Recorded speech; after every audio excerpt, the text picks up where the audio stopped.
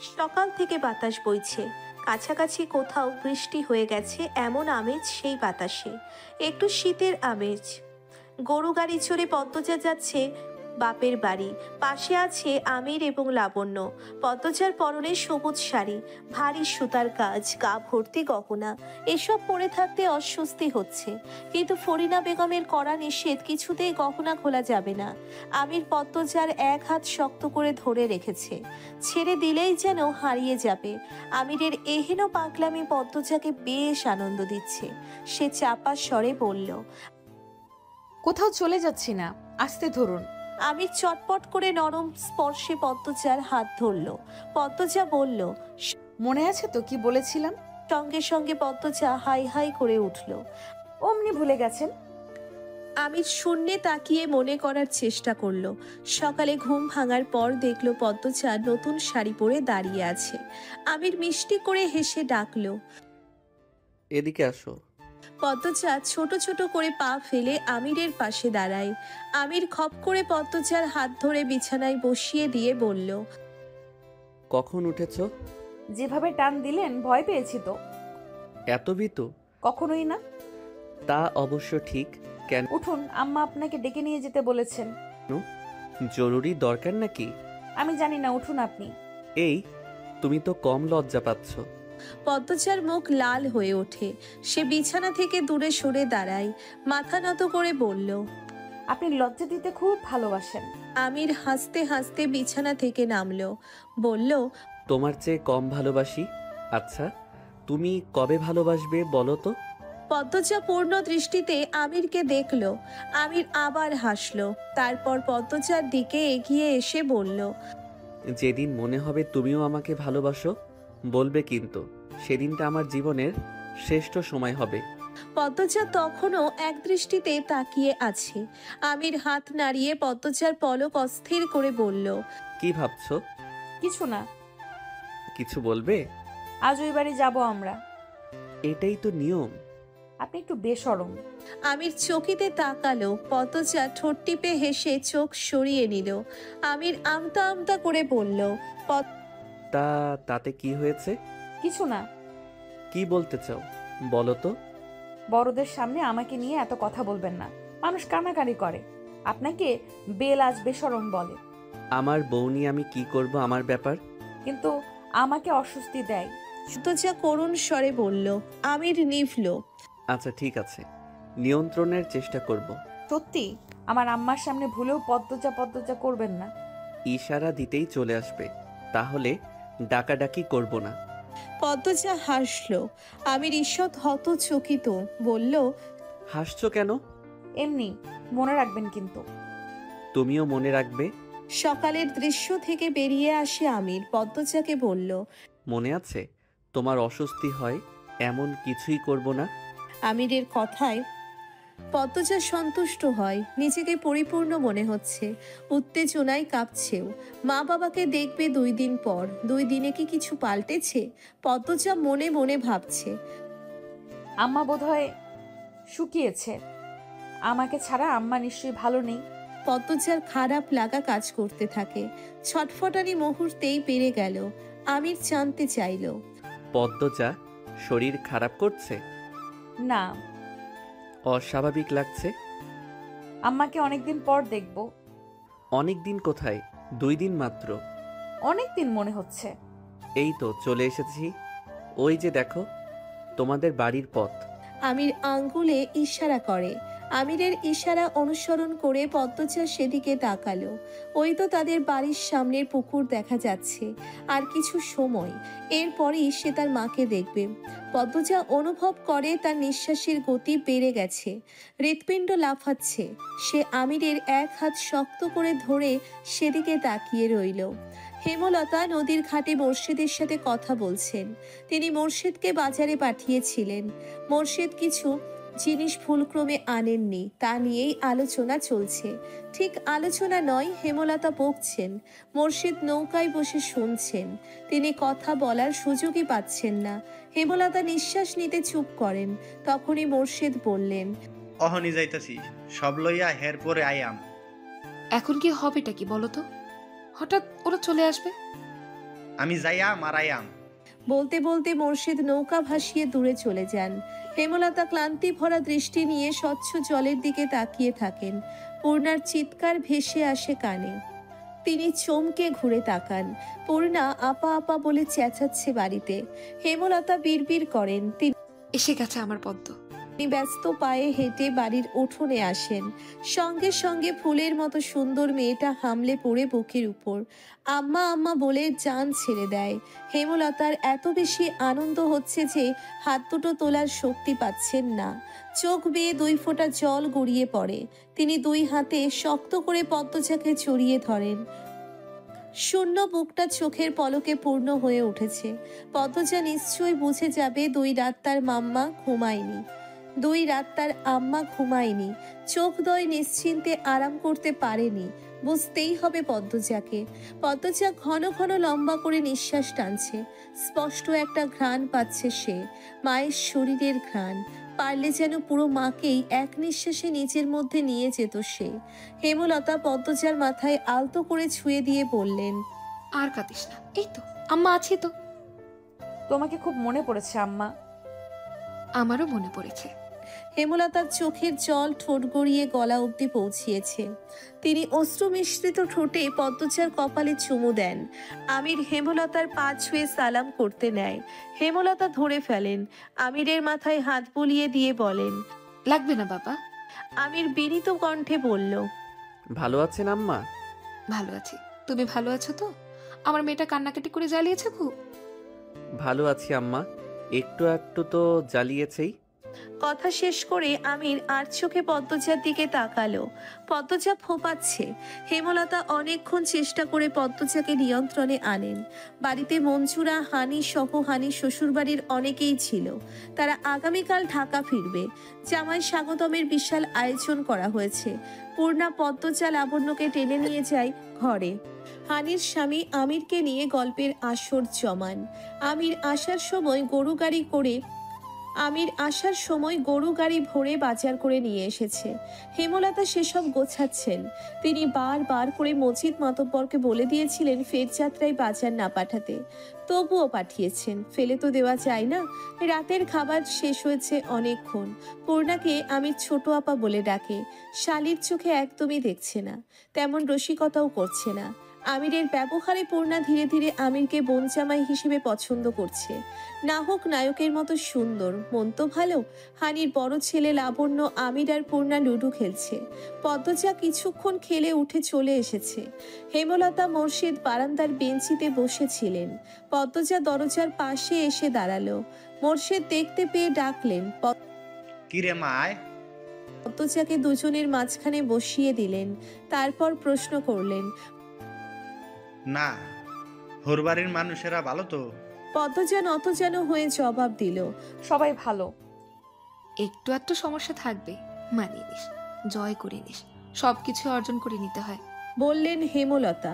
পদ্মজা হেমলতার দিকে তাকিয়ে মৃদু করে হাসল। হেমলতা আবার বললেন, তোর শাশুড়ি একটু কঠিন, তাই না? চিন্তা করিস না, যা বলে করবি, পছন্দ অপছন্দ জানবি, সেই মতো কাজ করবি, দেখবি ঠিক মাথায় তুলে রেখেছে।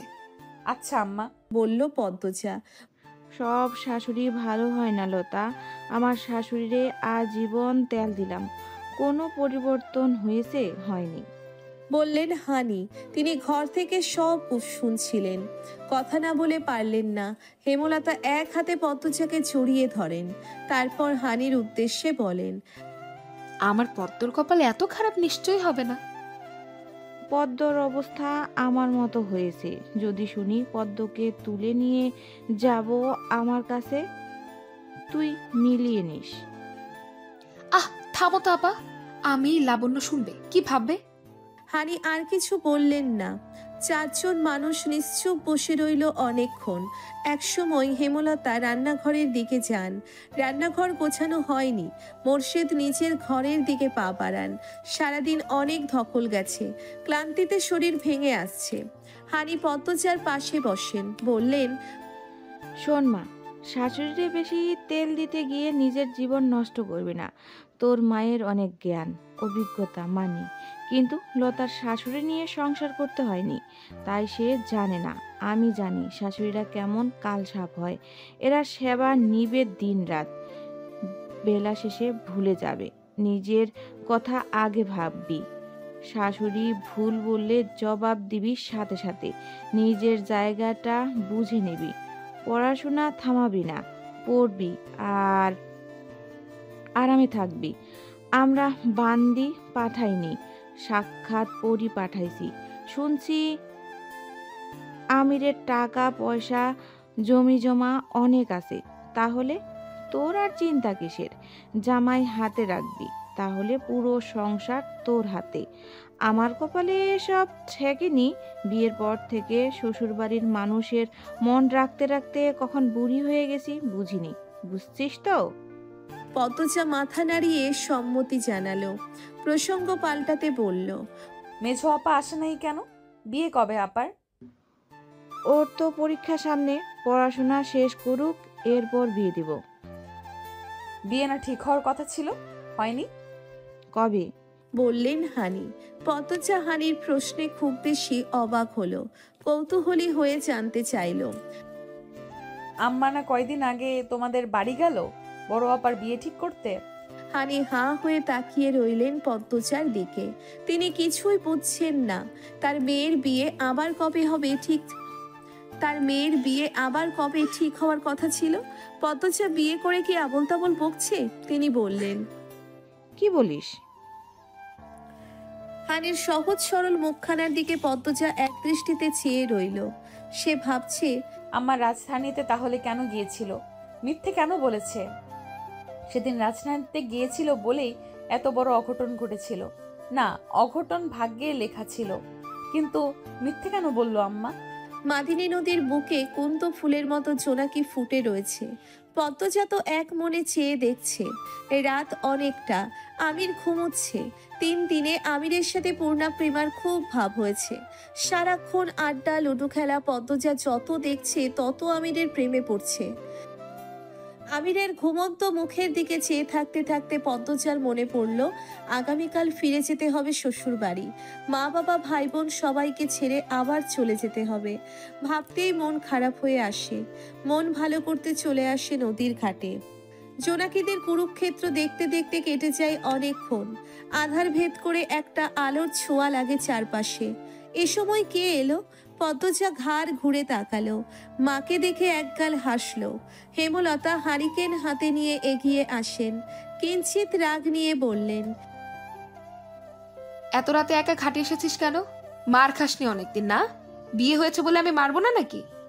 হেমলতার ধমকে পদ্মজা মেরুদণ্ড সোজা করে থতমত হয়ে দাঁড়ালো। মা শেষ কবে মেরেছেন পদ্মজা মনে করতে পারছে না। তিনি যেভাবে বললেন মনে হলো না না জানি কত মেরেছেন। তাই সেও ভয় পাওয়ার ভান ধরল। বাড়ি যাচ্ছি। পদ্মজার গলা, কি জন্য এসেছিলি? ঘুম আসছে না? হেমলতার কণ্ঠটা নরম শোনালো। কাল চলে যেতে হবে, তাই মন খারাপ হচ্ছিল। হেমলতা হারিকেন মাটিতে রাখেন, তারপর দুহাতে পদ্মজাকে বুকে টেনে নেন। পদ্মজার কান্নারা বাঁধন ছেঁড়া হলো। মায়ের বুকে মুখ চেপে পিঠটা বারংবার ফুলে ফুলে উঠতে লাগলো। কিছুক্ষণ এভাবেই পার হলো। এত সহজে কাঁদিস কেন? মা বাবার কাছে সারা জীবন মেয়েরা থাকে না মা। তুমি সাথে চলো। পাগল মেয়ে। বলে কি কান্না থেমেছে? পদ্মজা দুহাতের উল্টো পাশ দিয়ে চোখের জল মুছে বলল, আমির তো ঘুমে, তুইও ঘুমিয়ে পড় গিয়ে। পদ্মজা মাথা নাড়ালো। 2 কদম এগিয়ে আবার চটজলদি পিছিয়ে আসে। মাকে জিজ্ঞাসা করে, তুমি ঘুমাবে না আম্মা? ঘুমাবো, চল। আম্মা। হেমলতা হারিকেন হাতে নিয়ে পদ্মজার চোখের দিকে তাকালেন। পদ্মজা বলল, তোমার জীবনের সবটা আমাকে বলেছো, কিছু আড়াল থাকলে সেটাও বলো আম্মা। কেন মনে হলো আরো কিছু আছে? হেমলতার কণ্ঠটা অন্যরকম শোনালো। মনে হয়নি, এমনি বলে রাখলাম। পদ্মজা নত যেন হয়ে নিজের নখ খুঁটাচ্ছে।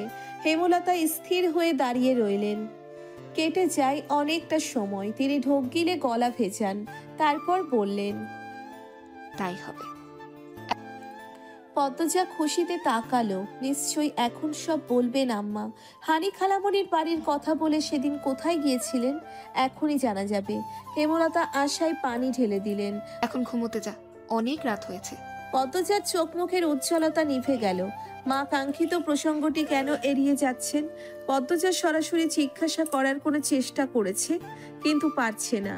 জড়তা ঘিরে রেখেছে তাকে। মা সবসময় নিজ থেকে সব বলেন।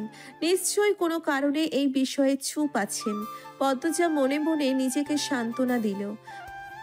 একদিন আম্মা বলবে, অবশ্যই বলবে। কালো মেঘে ঢাকা আকাশ, ঝিরিঝিরি বৃষ্টি পড়ছে। লাহারি ঘরের বারান্দায় হাত পা ছড়িয়ে বসে আছেন হেমলতা। সন্ধ্যায় আজান পড়বে। চারপাশে এক মায়াবী ঘন ছায়া। চারপাশে এক মায়াবী ঘন ছায়া। মন বিষাদময়। পদ্মজা দুপুরে মোড়ল বাড়ি ছেড়েছে। বিদায় মুহূর্তটা একটুও স্বস্তির ছিল না। মেয়েটা এত কাঁদতে পারে? তবে হেমলতার চোখ শুকনো ছিল। মায়ের চোখ শুকনো দেখে কি পদ্মজা কষ্ট পেয়েছিল? কে জানে।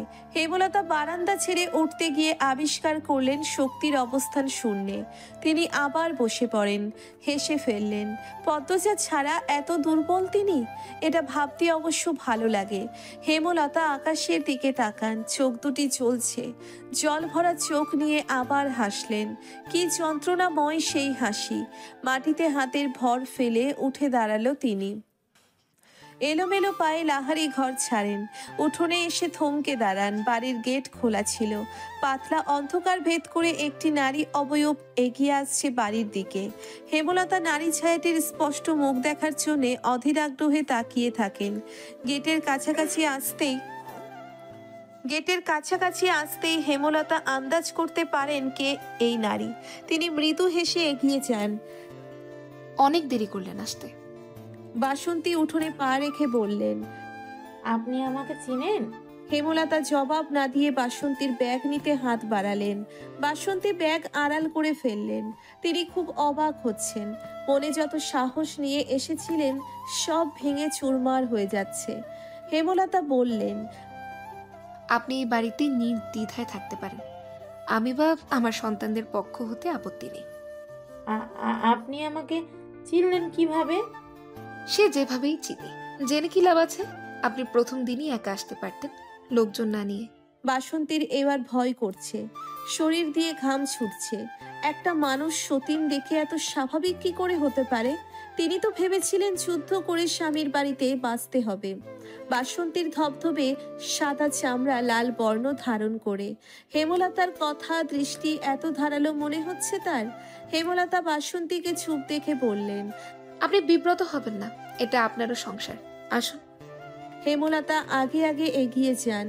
বারান্দা অবধি এসে পিছনে ফিরে দেখেন বাসন্তী ঠায় দাঁড়িয়ে আছেন। হেমলতা কথা বলার জন্য প্রস্তুত হন। তখনই একটা পুরুষালী হুঙ্কার ভেসে এলো। তুমি এইখানে আইছো কেন?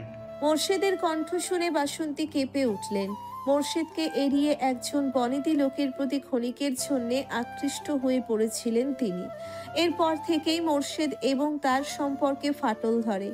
মোর্শেদ ত্যাগ করে তাকে, কিন্তু তিনি এক সময় বুঝতে পারেন কোনটা ভুল কোনটা সঠিক।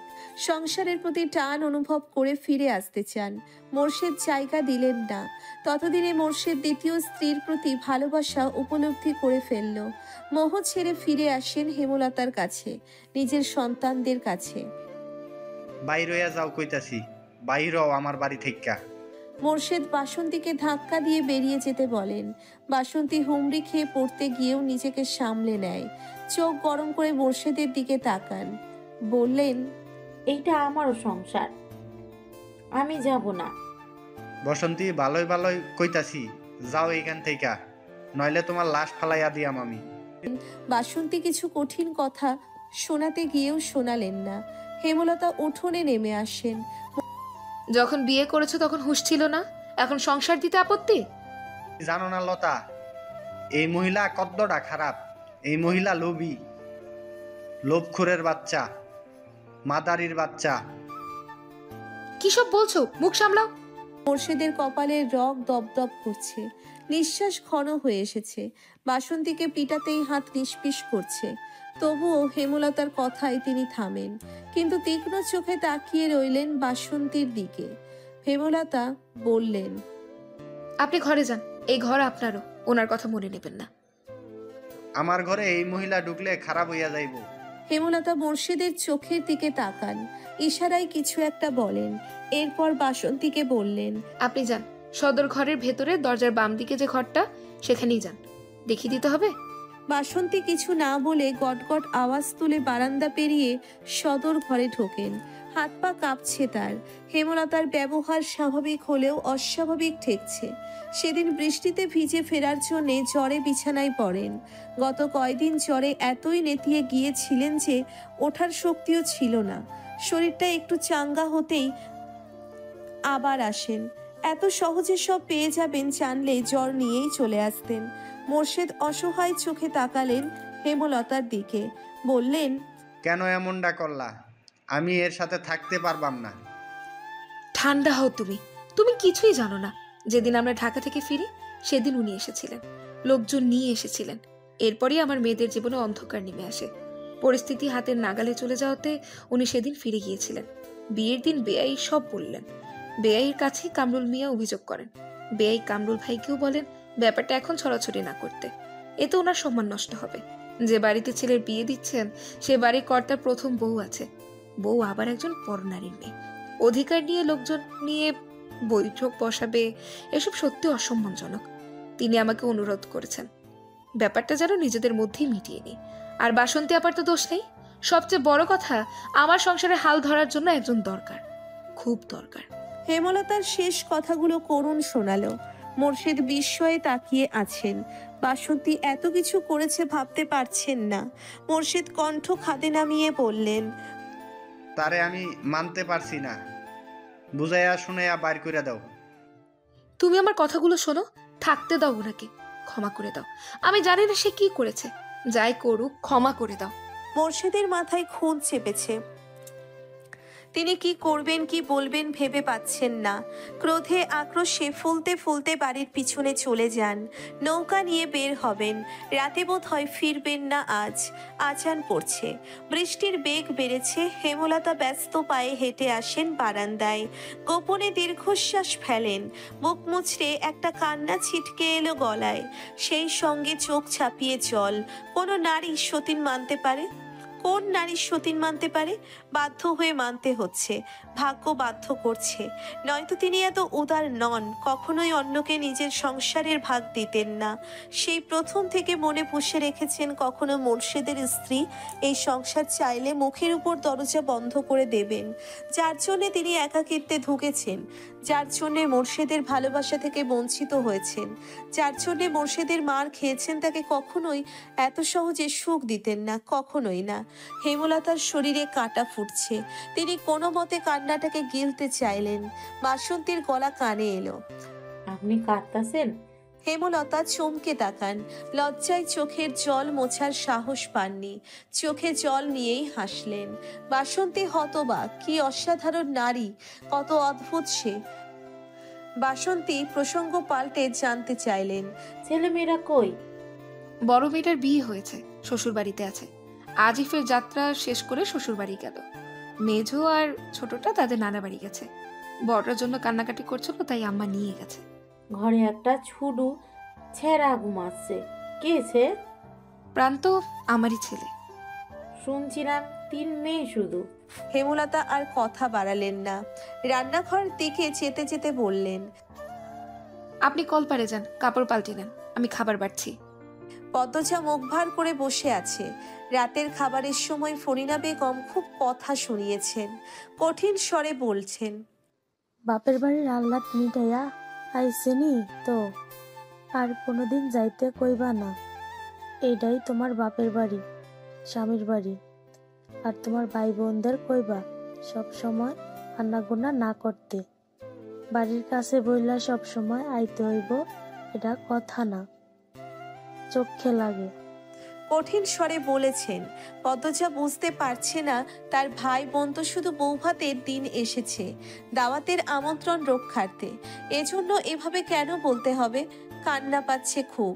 আম্মার কথা মনে পড়ছে। পূর্ণা কি করছে? আসতে তো নিষেধ দিয়ে দিল, তাহলে কিভাবে দেখা হবে? আমির ঘরে ঢুকতেই পদ্মজা দ্রুত চোখের জল মুছল। পদ্মজার ফ্যাকাশে মুখ দেখে আমির প্রশ্ন করল, আম্মা কিছু বলছে? না না, তাহলে কাঁদছো কেন? আম্মার কথা মনে পড়ছে। যেতে চাও? চলো। ওমা, কি কথা! এত রাতে আর দুপুরেই না আসলাম? তাহলে মন খারাপ করো না, আমরা আবার যাব কয়দিনের মধ্যে। বাইরে অনেক হাওয়া বইছে। পদ্মজা জানালা লাগাতে গেল, তখন একটা চিৎকার শুনতে পেল। আমির তা লক্ষ্য করে বলল, বড় ভাবির চিৎকার? রুম্পা ভাবি? পাগলের মতো আচরণ তার, পাগলই বলে সবাই। পদ্মজা কৌতূহল নিয়ে আমিরের সামনে এসে দাঁড়ালো। আপনার মনে হয় কেউ ভয় পেয়ে মানসিক ভারসাম্য হারাতে পারে? অসম্ভবের কি আছে? আমার কাছে খটকা লাগছে, ওনার সাথে অন্য কিছু হয়েছে। আমি তো এতটুকুই জানি। আমির চিন্তিত হয়ে বলল। পদ্মজা বলল, আপনি ওনার সাথে দেখা করাবেন আমার? আঘাত করবে তোমাকে? বাধাই তো থাকে, অনুরোধ করছি। পদ্মজাকে হাত জোর করে অনুরোধ করতে দেখে আমির সাই দিল। আচ্ছা, ভোরে নিয়ে যাব, তখন সবাই ঘুমে থাকে।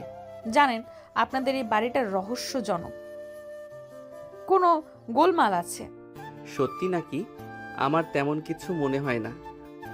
আপনি কয়দিনের জন্য আসেন গ্রামে, আর এইসব সবাই বোঝে না। ওরে আমার বুঝদার, তবে জিন আছে শুনেছি।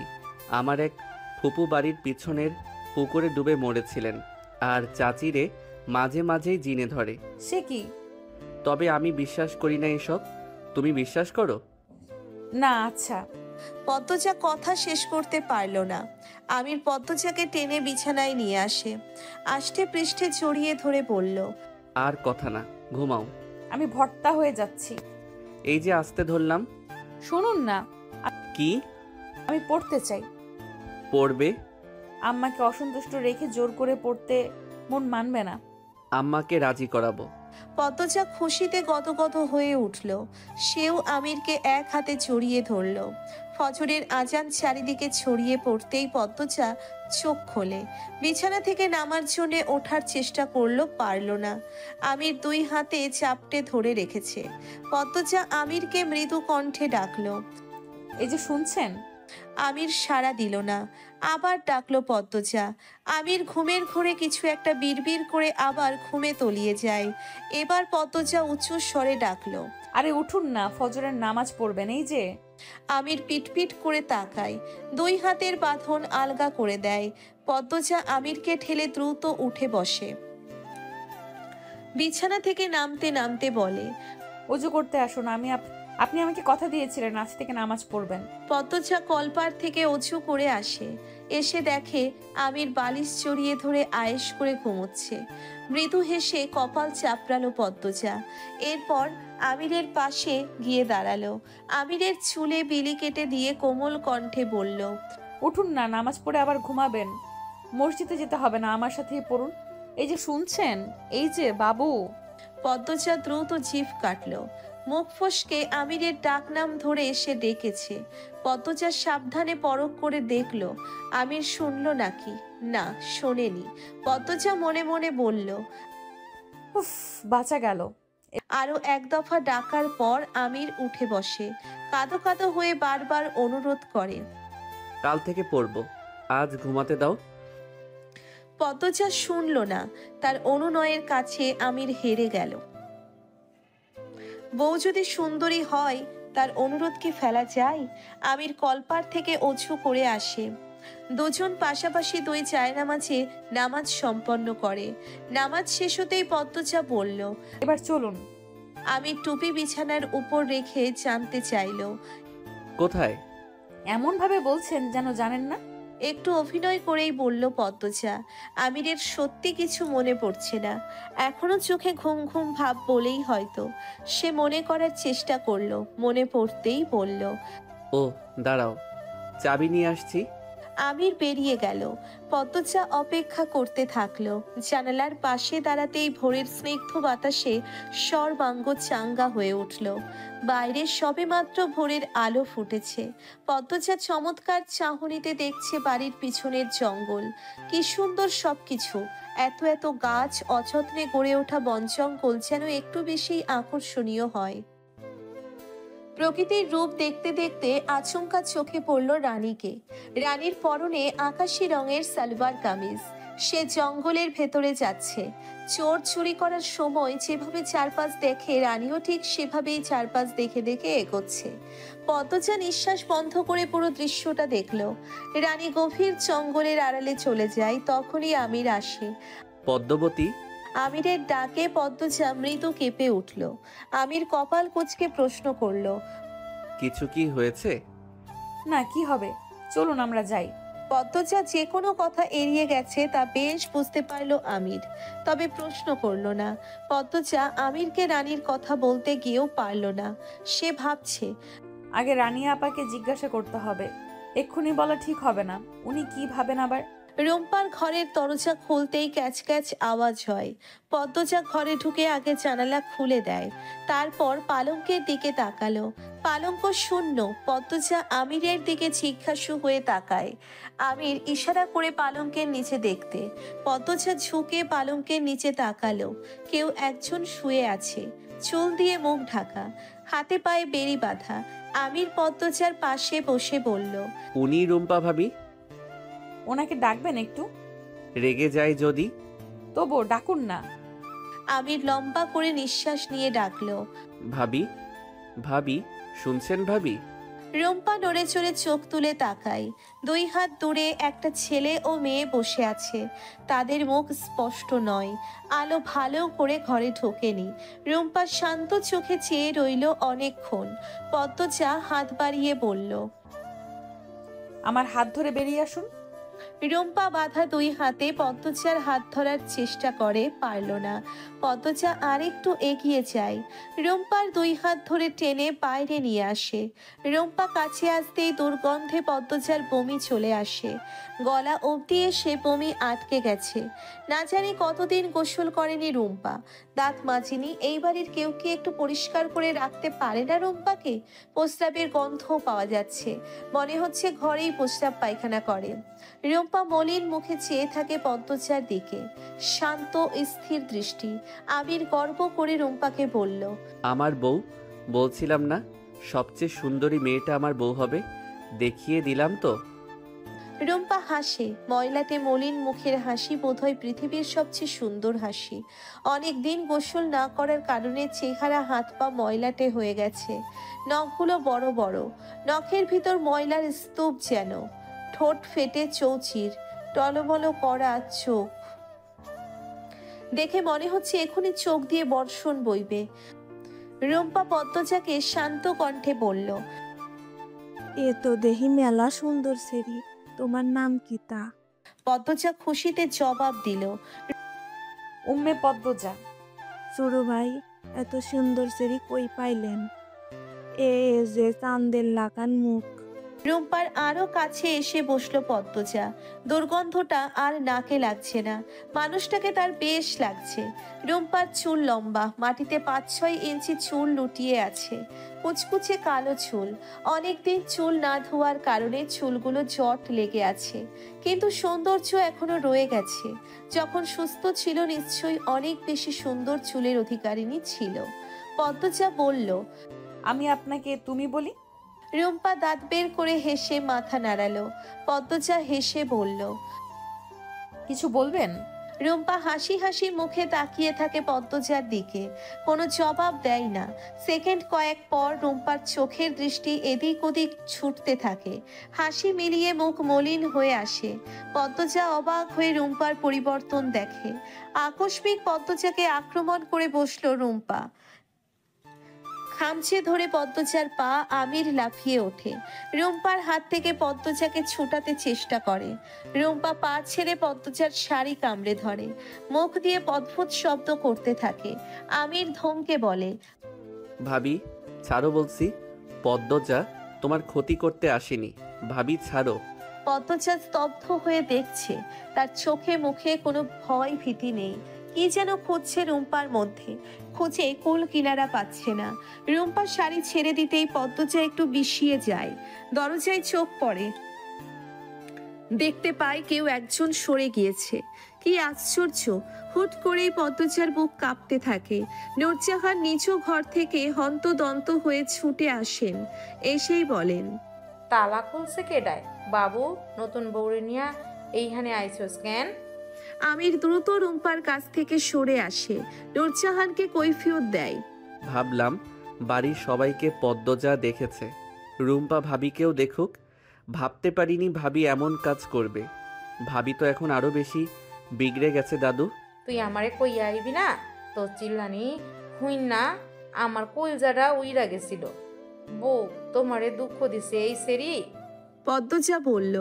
না না, কিছু করেনি আমার। আমির চেঁচিয়ে উঠল। কি বলছো? কিছু করেনি মানে? হাত দেখি।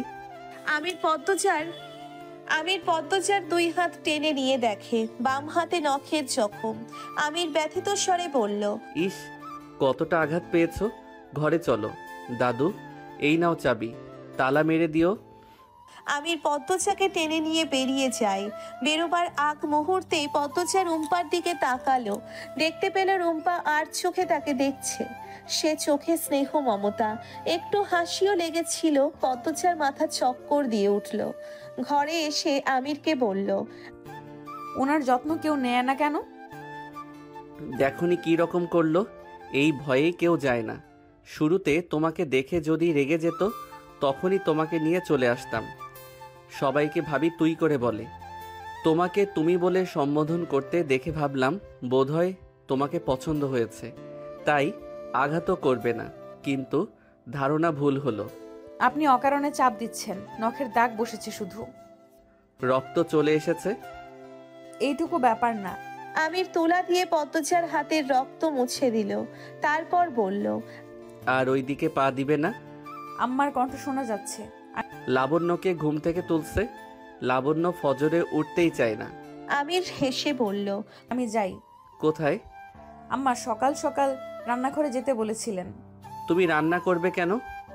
অনুরোধ এমন করবেন না। আমি আম্মার বাড়িতেও রান্না করেছি, টুকটাক কাজ করেছি। এখন না গেলে আম্মার রেগে যাবেন, রাগানো ঠিক হবে না। এসব ভালো লাগে না পদ্মজা। আমি আসছি। পদ্মজা ব্যস্ত হয়ে বেরিয়ে যায়, আমিরকে কথা বলার সুযোগ না দিয়ে। বাইরে বিকেলের সোনালি রোদ, মন মাতানো বাতাস। লম্বা বারান্দা পেরিয়ে নূরজাহানের ঘরের দিকে যাচ্ছে পদ্মজা। বাতাসের দমকায় সামনের কিছু চুল অবাধ্য হয়ে উঠছে। এতে সে খুব বিরক্ত বোধ করছে। এক হাতে দই, অন্য হাতে পিঠা, চুল সরাতেও পারছে না। তখন কোত্থেকে উড়ে আসে আমির। এক আঙ্গুলে উড়ন্ত চুলগুলো পদ্মজার কানে গুজে দিয়ে আবার উড়ে চলে যায়। পদ্মজা চমৎকার করে হাসে। আমিরের যাওয়া দেখে মনে মনে বলল, চমৎকার মানুষ। নূরজাহানের ঘরের সামনে এসে দেখলো দরজা ভেজানো। পদ্মজা অনুমতি না নিয়ে দরজা ঠেলে ঘরে ঢুকে অবাক হয়ে গেল। তার চক্ষু চড়ক গাছ, পালঙ্কে ভুরি ভুরি সোনার অলংকার জ্বলজ্বল করছে। চোখ ধাঁধানো দৃশ্য। পদ্মজাকে দেখে নূরজাহান অপ্রস্তুত হয়ে পড়েন, তা পদ্মজার চোখে পড়েছে। নূরজাহান ক্ষুব্ধ হয়ে উঠলেন। তুমি এই নে ক্যারে আইছো? আমি কইছি আইতে। নূরজাহানের ধমকে থতমত খেয়ে গেল পদ্মজা। দইয়ের মগ ও পিঠার থালা টেবিলের উপর রেখে বলল, আম্মা বললেন দই পিঠা দিয়ে যেতে। তোমার হৌড়ি কইলেই হইব?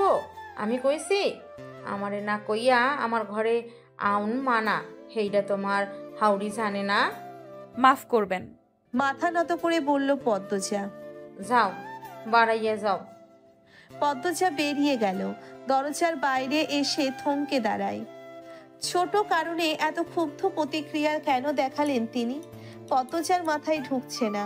পদ্মজা আনমনে হেঁটে নিজের ঘরে চলে আসে। সে ভাবছে এই বাড়িতে আসার পর থেকে কি কি হয়েছে সব ভাবছে। প্রথম রাতে কেউ একজন তার ঘরে এসেছিল, নোংরা স্পর্শ করেছে। সেটা যে আমির নয় সে শতভাগ নিশ্চিত। এরপর ভোরে রানীকে দেখলো চোরের মতো বাড়ির পিছনের জঙ্গলে ঢুকতে। তারপর রুম্পা ভাবির সাথে দেখা হয়।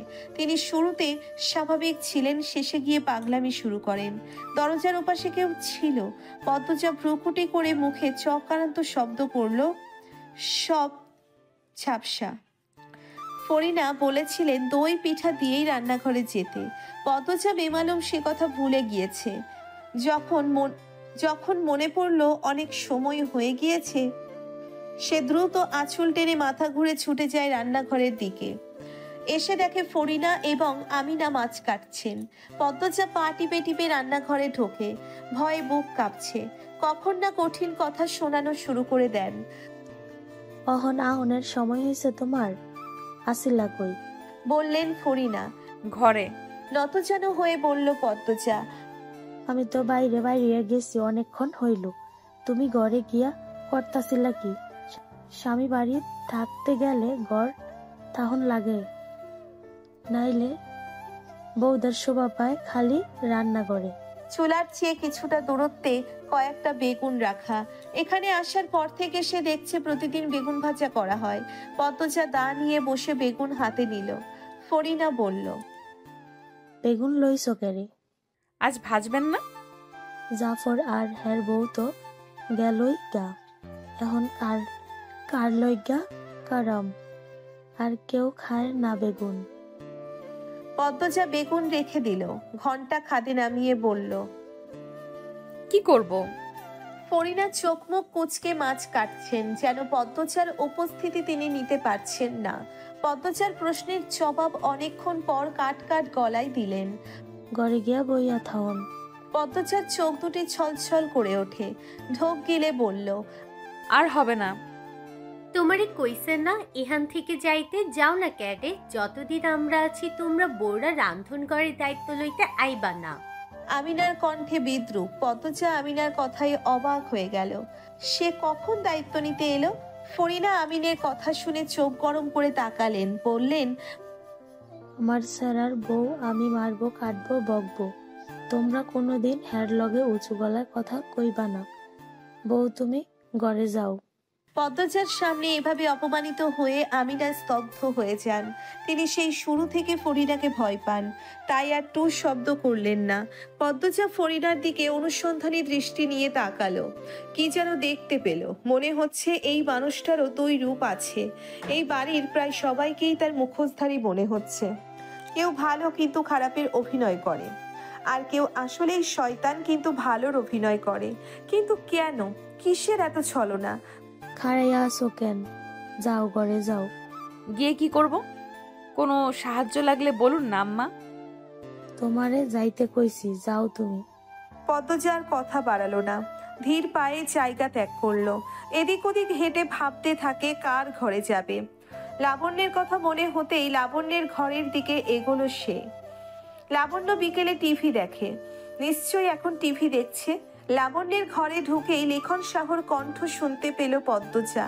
টিভির দিকে তাকালো, দেখলো ছায়া ছবি চলছে।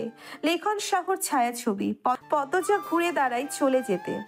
লাবণ্য ডাকলো, ওই সেমরি, যাস কই? এইদিকে আই। পদ্মজা ঘরে ঢুকে লাবণ্যের পাশে পালঙ্কে বসলো। লাবণ্য দুই হাতে পদ্মজার গলা জড়িয়ে ধরে বলল, সারা দিন দাভাইয়ের সাথে থাকোস কেন? আমার ঘরে একবার উকি দিতে পারোস না? তোর দা ভাই আমাকে না ছাড়লে আমি কি করব? ঘুষি মেরে সরাইয়া দিবি। হ্যাঁ, এরপর আমাকে তুলে আছাড় মারবে। দাভাইকে ডরাস? একটুও না। সত্যি? মিথ্যা বলবো কেন? একদিন রাগ দেখলে এরপর ঠিকই ডরাইবি। আমি রাখতেই দেব না। লাবণ্য হাসে। এরপর টিভির দিকে তাকিয়ে বলল, লিখন সাহর মতো মানুষে ফিরাইয়া দেহনের সাহস খালি তোরই আছে, আমার জীবনেও হইতো না। পদ্মজা কিছু বলল না। লাবণ্যই বলে যাচ্ছে, এই ছবিটা আমি এখন নিয়ে 6 বার দেখছি। লিখন সাহ তার নায়িকারে অনেক পছন্দ করে। কিন্তু নায়িকা পছন্দ করে অন্যজনরে বিয়া করে। বিয়ার অনেক বছর পর লিখন শাহর প্রেমে পড়ে নায়িকা। ততদিনে দেরি হয়ে যায়, লিখন শাহ মরে যায়। এই হইল কাহিনী। আইসা পদ্মজা, যদি এমন তোর সাথেও হয়। পদ্মজা আঁতকে উঠে বলল, যা, কি বলছিস? বিয়ের আগে ভাবতাম যার সাথে বিয়ে হবে তাকেই মানবো, কিন্তু এখন তোর ভাইকেই দরকার। ওরে লাইলি হয়ে যাইতেছস। যা, আমিও মজা করছি। আমি কেন চাইবো আমার ভাইয়ের বউ অন্যজনরে পছন্দ করুক? লিখন শাহ আমার স্বর্ণে স্বপনে, তার লগে আমি সংসার পাতি। পদ্মজা হাসল। লাবণ্যর পিঠ চাপড়ে বলল, আব্বারে বল লিখন শাহকে ধরে এনে তোর গলায় ঝুলিয়ে দেবে। বিয়া এমনিও দিয়ে দিব, কয়দিন পর মেট্রিকের ফল দিব। আমি তো ফেল করাই, দেখিস। কিচ্ছু হবে না, পাশ করবি। রানী আপা কই? কি জানি কই বইয়া রইছে। চুপ থাক এখন, টিভি দেখ। কেমনে কান্দাছে লিখন শাহ। এই জায়গাটা আমি যতবার দেখি আমার কান্দন আইসা পড়ে। বলতেই লাবণ্য কেঁদে দিল। ওড়নার আঁচল দিয়ে চোখের জল মুছল। পদ্মজা টিভির দিকে মনোযোগ সহকারে তাকালো। দৃশ্যে চলছে লিখন শাহ ঠোঁট কামড়ে কাঁদছে। ঘোলা চোখ দুটি আরো ঘোলা হয়ে উঠেছে। ঘরের জিনিসপত্র ভাঙচুর করছে তার মা, বোন, ছোট ভাই ভয়ে গুটিসুটি মেরে দাঁড়িয়ে আছে। এক টুকরো কাঁচ ঢুকে পড়ে লিখন শাহর পায়ে। আর্তনাদ করে ফ্লোরে বসে তার মা দৌড়ে আসে, পাগলামি থামাতে বলে। লিখন শাহ আর্তনাদ করে শুধু বলছে, তুলির বিয়ে হয়ে যাচ্ছে আম্মা, আমি কি নিয়ে বাঁচবো? কেন তুলি আমাকে ভালোবাসলো না? আমি তো সত্যিই ভালোবেসেছিলাম। পদ্মজা বাকিটা শুনল না, মনোযোগ সরিয়ে গেল। তার কানে বাজছে, পদ্মজার বিয়ে হয়ে যাচ্ছে আম্মা, আমি কি নিয়ে বাঁচবো? কেন পদ্মজা আমাকে ভালোবাসলো না? আমি তো সত্যিই ভালোবেসেছিলাম। পদ্মজার চোখের কানে সে অশ্রু জমে। সে অশ্রু আড়াল করে লাবণ্যকে বলল, তুই দেখ, আমি যাই। লাবণ্যের কানে পদ্মজার কথা ঢুকলো না। সে টিভি দেখছে আর ঠোঁট ভেঙে কাঁদছে। পদ্মজা আর কিচ্ছু সামনে আমিরকে দেখতে পেল। তার বুক ধকধক করছে। পরে মনে হলো সে তো কোনো অপরাধ করেনি, তাহলে এত আশ্চর্য হওয়ার কি আছে? আমির কাগজে মোড়ানো কিছু একটা এগিয়ে দিল, বলল, ঘরেও পেলাম না, রান্নাঘরেও না, তাই মনে হলো লাবণ্যর ঘরেই আছো। টিভি দেখছিলে নাকি? বাসন্তী গাঢ় হয়ে ঠোঁটে লিপস্টিক দিচ্ছেন। প্রেমা প্রান্ত বেশ আগ্রহ নিয়ে দেখছে। তারা দুজন বাসন্তীকে মেনে নিয়েছে। বাসন্তীর কথাবার্তা চালচলন আলাদা, যা ছোট দুটি মনকে আনন্দ দেয়। আগ্রহ ভরে বাসন্তীর কথা শুনে তারা। লিপস্টিক লাগানো শেষ হলে বাসন্তী প্রেমাকে বলল, তুমি লাগাইবা? প্রেমা হেসে মাথা নাড়ায়। বাসন্তীর আরো কাছে ঘেঁষে বসে। বাসন্তী প্রেমার ঠোঁটে টকটকে লাল লিপস্টিক গাঢ় করে ঘষে দিল। এরপর প্রান্তকে বলল, তুমিও লাগাইবা আব্বা? হ্যাঁ, বলল প্রান্ত। প্রেমাকে লিপস্টিকে সুন্দর লাগছে, তাই তারও ইচ্ছে হচ্ছে। বাসন্তী প্রান্তর ঠোঁটে লিপস্টিক দেওয়ার জন্য উবু হন। পূর্ণা বেশ অনেকক্ষণ ধরে এসব নাটক দেখছে।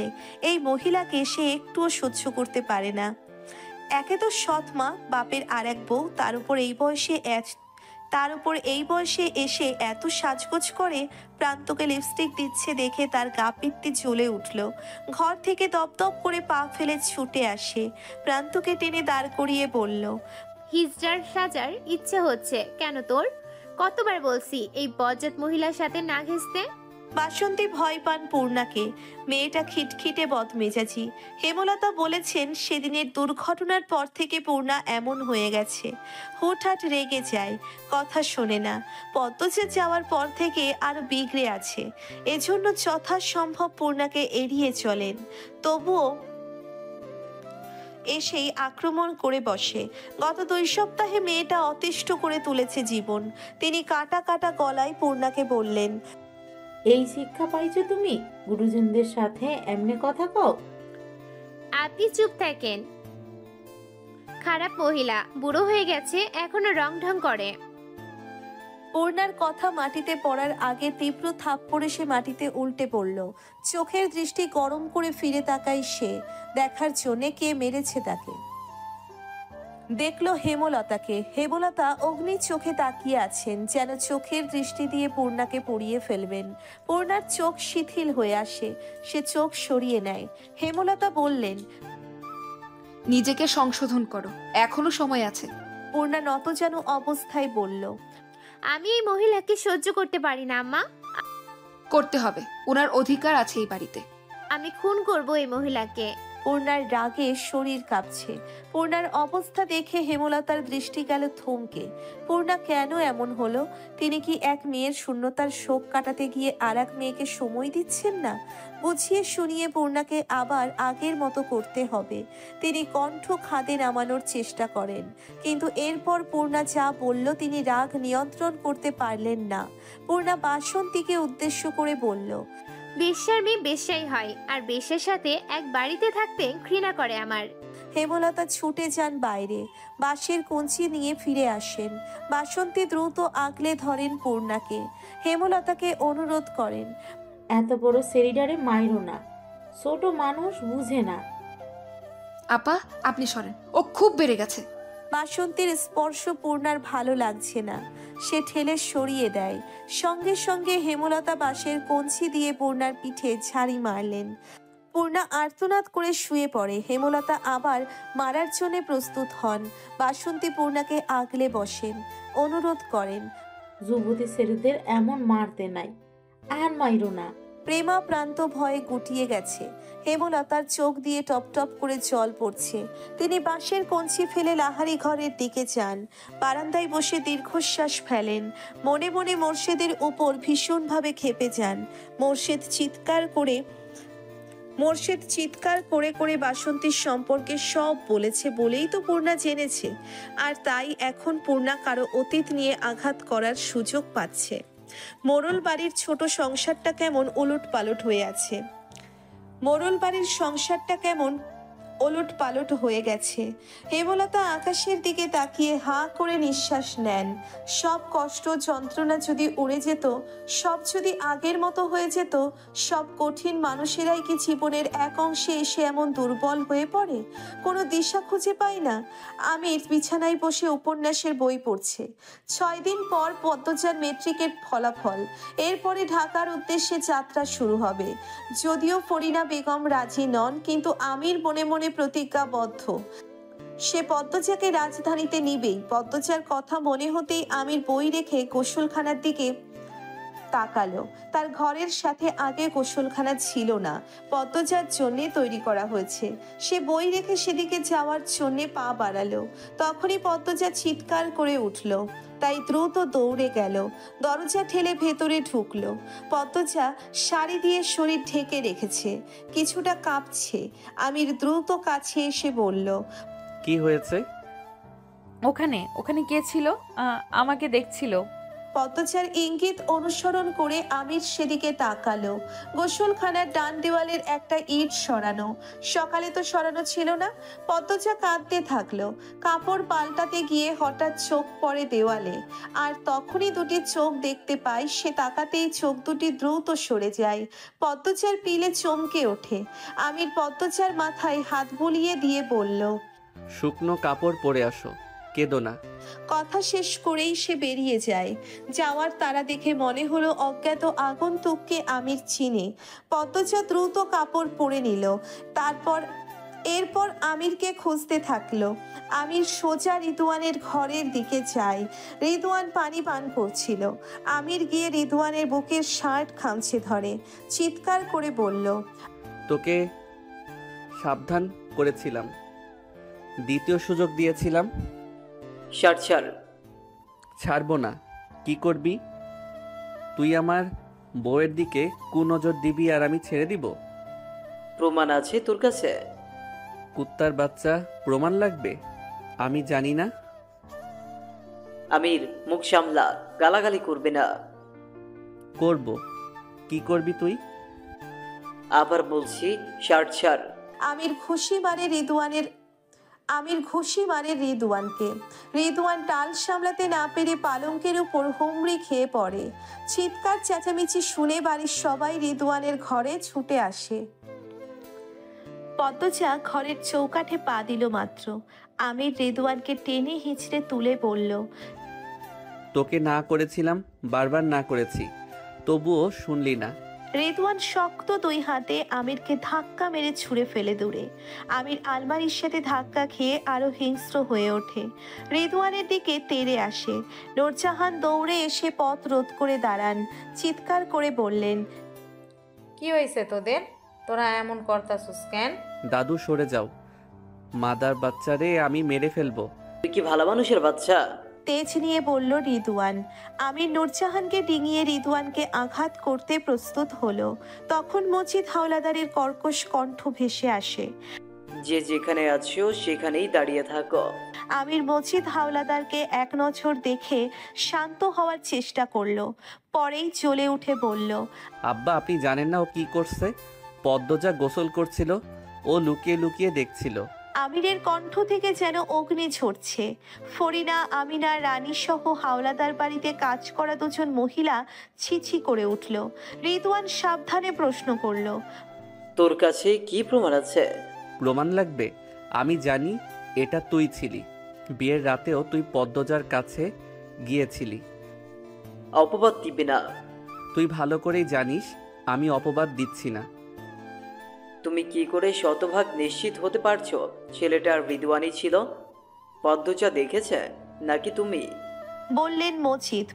আব্বা কেউ দেখেনি, কিন্তু আমি নিশ্চিত ওই চরিত্রহীনটা হৃদু, কারণ আমার আগে থেকে ও পদ্মজাকে পছন্দ করত। পদ্মজা বিস্ময়ে তাকালো।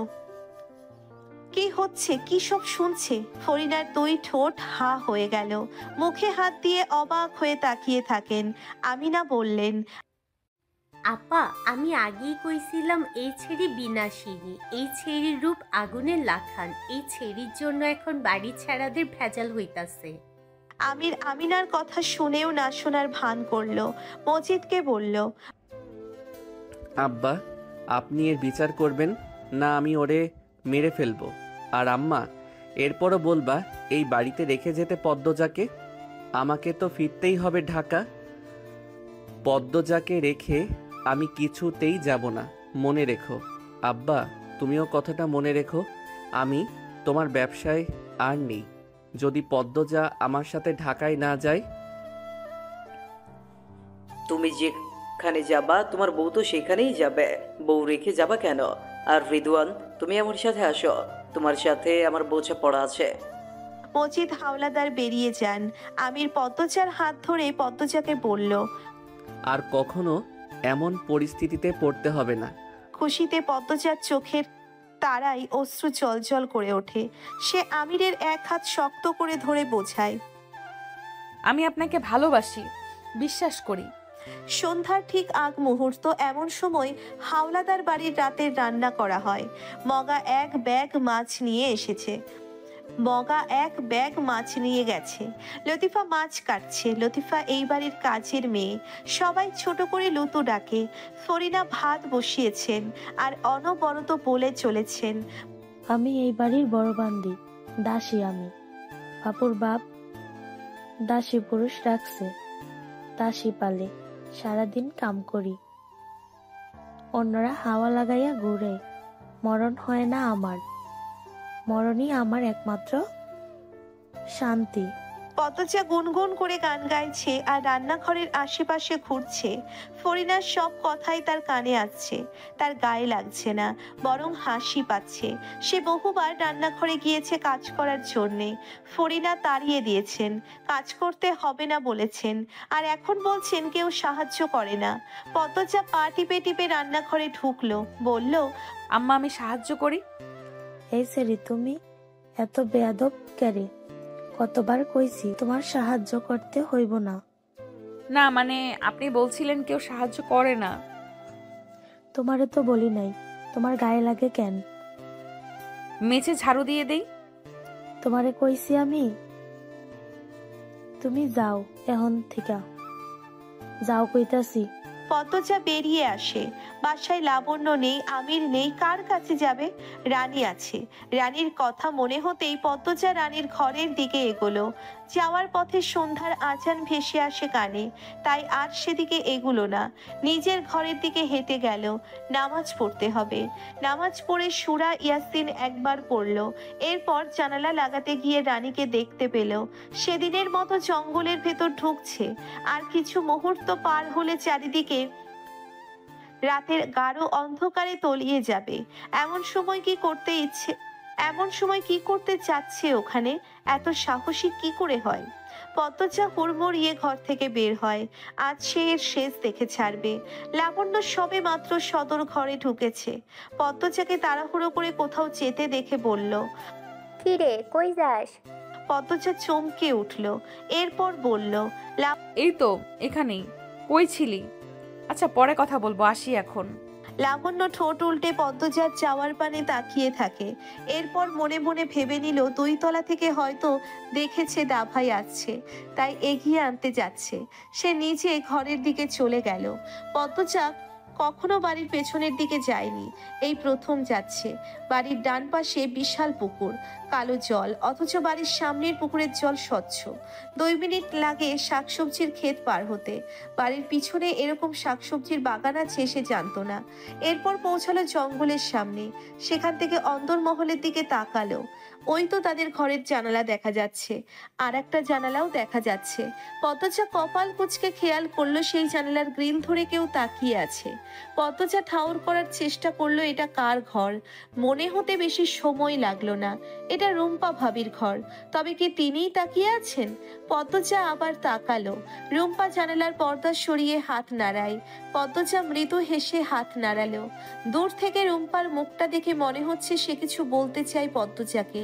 তার ভেতর লুকানো আছে কোনো এক রহস্যের গল্প। ভাবি, এইখানে কি করেন রাতের বেলায়? ভূমিকম্পে ভূমি যেভাবে কেঁপে ওঠে, পদ্মজা ঠিক সেভাবেই কেঁপে উঠল। তাকিয়ে দেখলো মদনকে। সে জঙ্গলের ভেতর থেকেই এসেছে। পদ্মজা আমতা আমতা করে বলল, হাঁটতে এসেছিলাম। এই রাতের বেলায়? বিকেল থেকেই, এখন ফিরে যাচ্ছিলাম। চলেন একসাথে যাই। জায়গাটা ভালো না ভাবি? আপনি হইছেন সুন্দরী মানুষ, জিন ভূতের আসর পড়ব। আপনি যান, আমি আসছি। আর কি করবেন এইখানে? পদ্মজা জঙ্গলের দিকে তাকালো।